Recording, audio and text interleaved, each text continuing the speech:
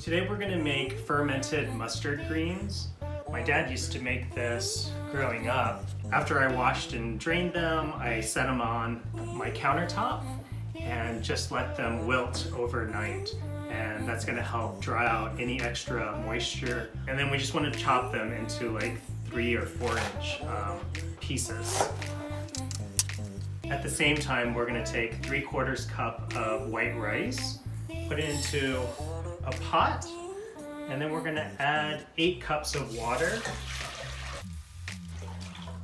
And we're just going to let that come to a boil. Now we're going to continue cutting. I'm going to give the rice a quick stir. And we're going to use this rice water to help ferment the vegetables. Now we're going to take 2 tablespoons of kosher salt. So we're going to add about 2 cups of cold water. We're just going to distribute the salt water, and then we're going to let it set for about 5 minutes. After 5 minutes, we're going to toss it a little more, and then let it rest another 5 minutes.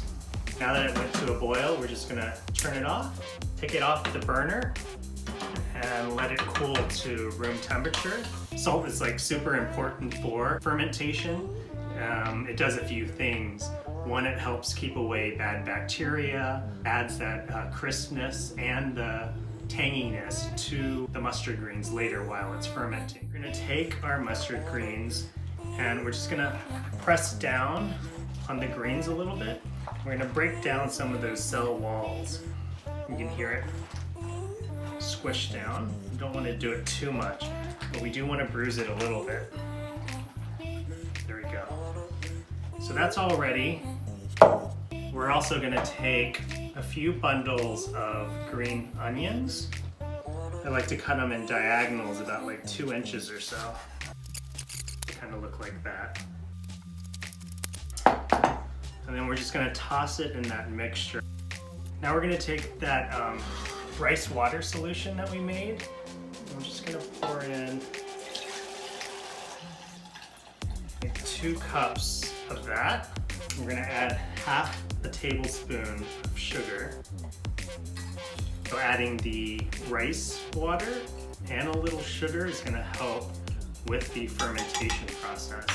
So we're going to take that and we're just going to add it. Just going to lightly toss it. I like to add a little garlic in a lot of my ferments. I'm just going to take 2 cloves of garlic and I'm just going to smash them. I'm going to put 1 towards the bottom of the jar, and then I'm just going to add the greens. And then you just want to smash the greens down in the jar a little bit. You also want to make sure all the greens are under the brine.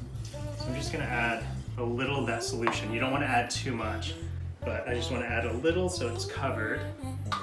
I'm going to add my garlic to the top, and then I use a little saran wrap towards the top to make sure that no air gets to the vegetables. So, and then I'm going to put the cap on it. So now I'm just going to let it ferment. We're going to leave it out at room temperature. Usually it takes about a week for me to get it to where I like it. The greens will turn a little more yellow as they ferment. It's going to turn from this bright dark green to more of like a greeny yellow, and that's how we're going to know that it's almost done. I'll see you guys in about a week.